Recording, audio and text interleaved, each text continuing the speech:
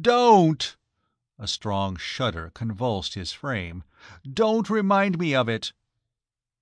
"There's been a species of slump, then, in the dusky-haired lambs?" "How," demanded Bill savagely, "can a girl be a dusky-haired lamb when her hair's bright scarlet?" "Dashed difficult," admitted Archie. "I suppose Lucille told you about that." "She did touch on it. Lightly, as it were. With a sort of gossamer touch, so to speak." Bill threw off the last fragments of reserve. "Archie, I'm in a devil of a fix.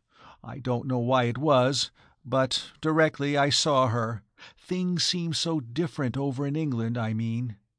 He swallowed ice water in gulps.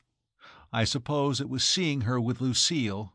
Old Lou is such a thoroughbred. Seemed to kind of show her up, like seeing imitation pearls by the side of real pearls.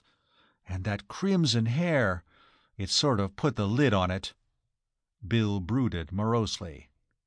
"It ought to be a criminal offense for women to dye their hair, especially red. What the devil do women do that sort of thing for?" "Don't blame me, old thing. It's not my fault." Bill looked furtive and harassed. "It makes me feel such a cad.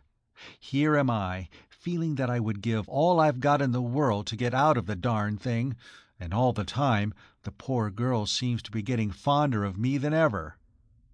"How do you know?" Archie surveyed his brother-in-law critically. "Perhaps her feelings have changed too. Very possibly she may not like the color of your hair. I don't myself. Now if you were to dye yourself crimson—" "Oh, shut up!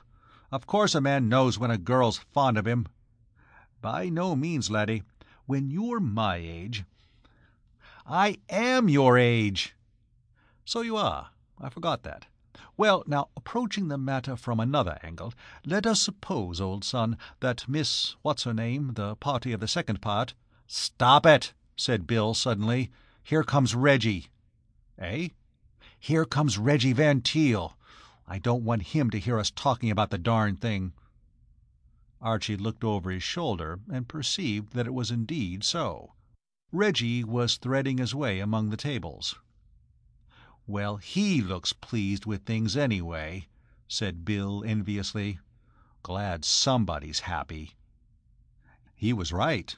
Reggie Van Teel's usual mode of progress through a restaurant was a somnolent slouch. Now he was positively bounding along.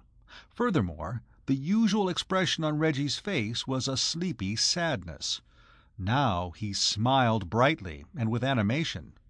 He curveted towards their table, beaming and erect, his head up, his gaze level, and his chest expanded, for all the world as if he had been reading the hints in The Personality That Wins. Archie was puzzled. Something had plainly happened to Reggie. But what? It was idle to suppose that somebody had left him money, for he had been left practically all the money there was a matter of 10 years before. "Hello, old bean," he said, as the newcomer, radiating goodwill and bonhomie, arrived at the table and hung over it like a noonday sun. "We've finished, but rally round and we'll watch you eat. Dashed interesting, watching old Reggie eat. Why go to the zoo?" Reggie shook his head. "Sorry, old man, can't. Just on my way to the Ritz.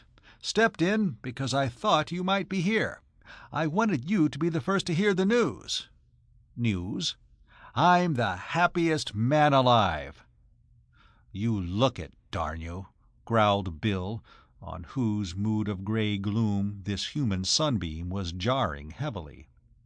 "I'm engaged to be married." "Congratulations, old egg."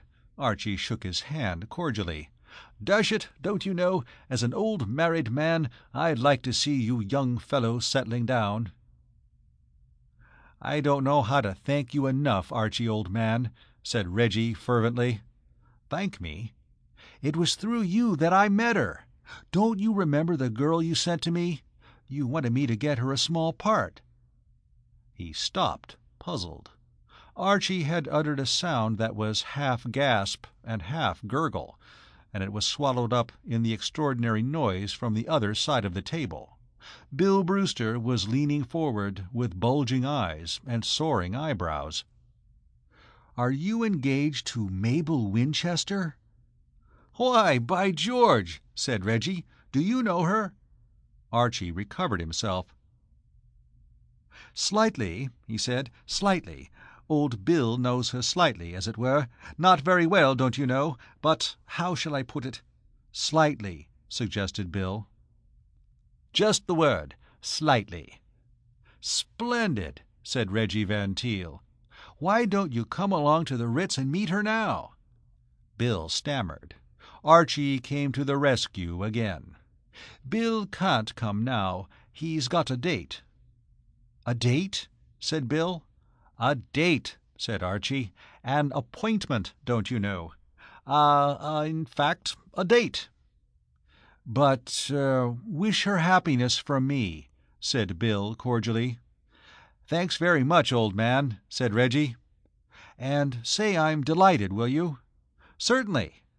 "You won't forget the word, will you? Delighted." "Delighted."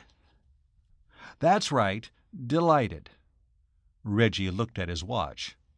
"Hello, I must rush." Bill and Archie watched him as he bounded out of the restaurant.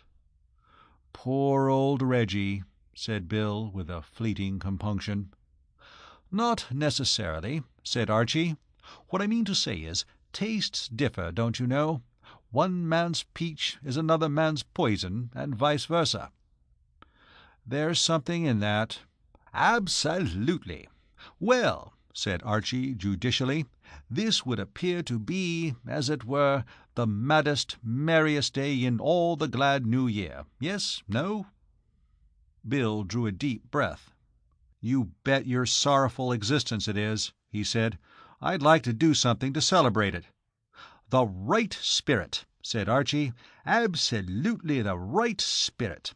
Begin by paying for my lunch." End of chapter 19.